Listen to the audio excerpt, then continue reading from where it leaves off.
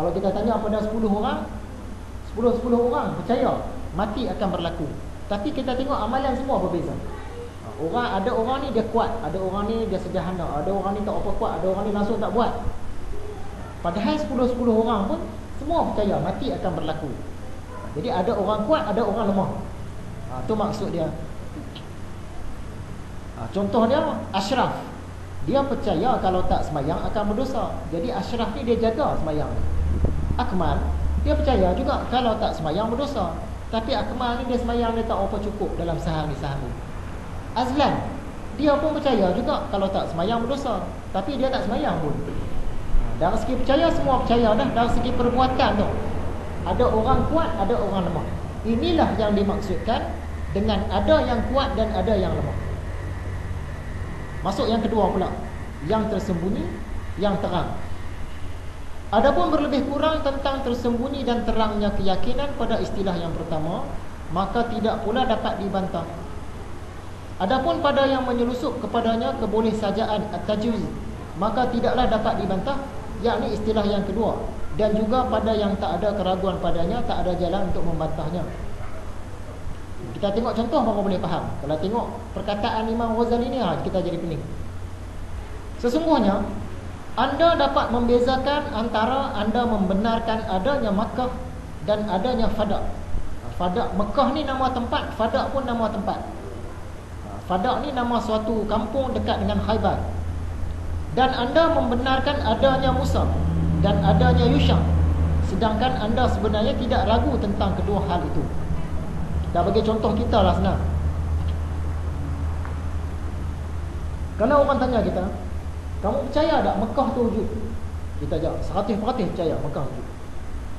Orang tu tanya lagi, kamu percaya tak Itali, negara Itali, Vatican pusat Kristian ni dalam tu, negara Itali ni wujud, kamu percaya tak? Saya percaya.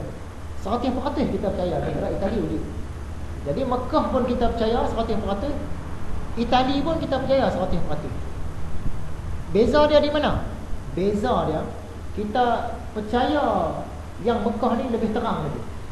Sebab apa? Daripada kecil orang duk cerita kita pasal Mekah. Kita baca Quran dia sebut pasal Mekah. Orang pergi Mekah, balik sini selalu kita jumpa. Yang Itali tadi, masa kecil-kecil mak bapak kita tak cerita pun. Lepas tu kita pun kurang baca pasal Itali. Jarang-jarang sesekali ya dalam surat khabar masuk. Yang Mekah tadi selalu cerita dalam Quran, dalam hadis. Kemudian orang yang pergi Itali kurang, orang yang balik dari Itali pun kurang. Yang bersembang dengan kita pasal Itali pun kurang. Padahal dua-dua kita yakin. Mekah pun kita yakin memang ada 100%. Itali pun kita yakin memang ada 100%. Tapi terang lagi had yang Mekah tadi. Sebab ramai orang cerita pasal Mekah. Yang Itali pun kita yakin 100%. Tapi dia kurang sikit, dia malap sikit. Tu maksud Imam Ghazali, ada yang tersembunyi, ada yang terang. Contoh Imam Ghazali bagi Nabi Musa dengan pembantu dia Yusha. Ni dua orang yang berjalan pergi jumpa Nabi Khidir tu. Contoh tu mungkin kita susah nak nampak, kita bawa contoh sendiri. Contoh dia Nabi Muhammad. Kalau orang tanya kita, kamu percaya tak Nabi Muhammad ni memang wujud? Memang 100% yakin. Kamu percaya tak seorang sahabat dia bernama Huzaifah Al-Yaman? Huzaifah, sahabat Nabi ni. Kamu percaya tak Huzaifah wujud? Percaya, 100% yakin. Tapi sungguh pun kita percaya dua-dua 100% yakin. Tapi kita percaya Nabi Muhammad tu lebih. Sebab apa? Ramai orang duk cerita pasal Nabi Muhammad. Daripada kecil lagi mak kita duk cerita pasal Nabi Muhammad. Kita baca Quran, dengar tok guru mengajar Nabi Muhammad. Tapi cerita pasal Huzaifah ni kadang-kadang keluar. Kadang-kadang keluar. Jadi kita percaya dua-dua, tapi percaya Nabi Muhammad tu dia terang lagi. Percaya Huzaifah ni dah kurang. Buka surat sebelah. Contohnya kita dengar banyak pihak, dalam orang pun cerita, televisyen pun cakap, paper pun cakap, majalah pun cakap, radio pun cakap tentang Jakarta berbanding Makassar. Orang tanya kita, kamu percaya tak Jakarta memang wujud? Saya percaya 100%. Kamu percaya tak Makassar dekat Sulawesi wujud? Saya percaya 100%.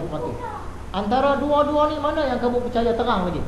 Jakarta. Sebab apa? Jakarta ni tiap-tiap hari orang duk cerita. Tapi kalau Makassar ni kadang-kadang orang cerita. Tu beza dia.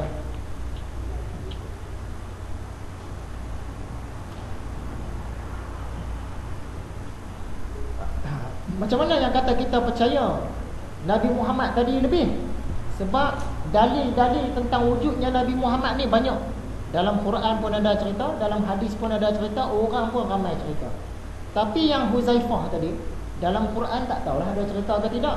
Dalam hadis ada, tapi sikit. Dan orang pun jarang-jarang cerita.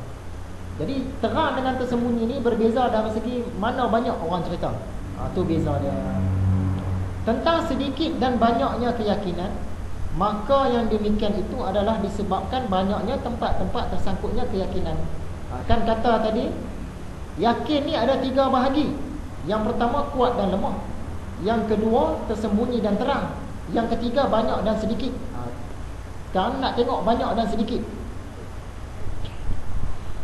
Kita bagi contoh terus senang. Adalah satu orang ustazah contohnya, dia ni memang lulusan agama. Kalau kata semayang kena jaga, tak jaga semayang berdosa. Dia memang yakin 100%. Kita tengok perlakuannya, memang betul perlakuan dia kena dengan benda yang dia yakin. 5 waktu sehari semalam memang dia jaga. Kemudian puasa, ustazah ni pun dia percaya. Kalau kata puasa ni kalau saja tinggal berdosa. Kita tengok perlakuannya, memang sungguh puasa wajib 29 atau 30 hari pada bulan Ramadan, memang dia tak saja-saja tinggal, kecuali uzur saja. Jadi kenalah amalan dia dengan benda yang dia percaya. Masalah dia dari segi aurat. Ustazah ni kalau kita tanya, macam mana ustazah, aurat wanita ni kena tutup betul-betul kan? Betul-betul, kalau saja tak tutup berdosa. Tapi kita bila jumpa ustazah tu, tengok dia pakai lengan pendek. Kadang-kadang dia pula bermakeup. Kadang-kadang dia pakai tudung singkat saja, nampak bahagian dada, kan? Dari segi percaya berdosa tadi dia percaya 100%, tapi dari segi amalan dia tak kena. Sebab tu dia kata sini, kerana itulah kadang-kadang seorang alim itu kuat keyakinannya mengenai semua yang dibawa oleh agama, dan kadang-kadang kuat keyakinannya pada sebahagian saja. Macam contoh ustazah kita ambil tadi, dari segi semayang dia kuat yakin dia, dari segi puasa kuat yakin dia, dari segi tutup aurat dia kurang. Tu contoh dia.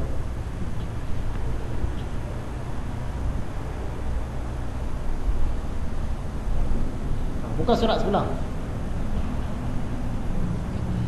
Maka sesungguhnya yakin itu adalah ibarat dari makrifat tertentu.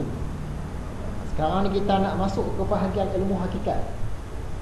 Ada masalah. Dan tempat hubungannya ialah segala ilmu pengetahuan yang dibawa agama. Dan janganlah kiranya diharapkan menghinggainya, tetapi aku menunjukkan kepada sebahagiannya sahaja, iaitu induk-induknya. Kalau nak cerita pasal yakin ni, memang dia kena dalam semua bidang ilmu. Jadi dia tak ada batas.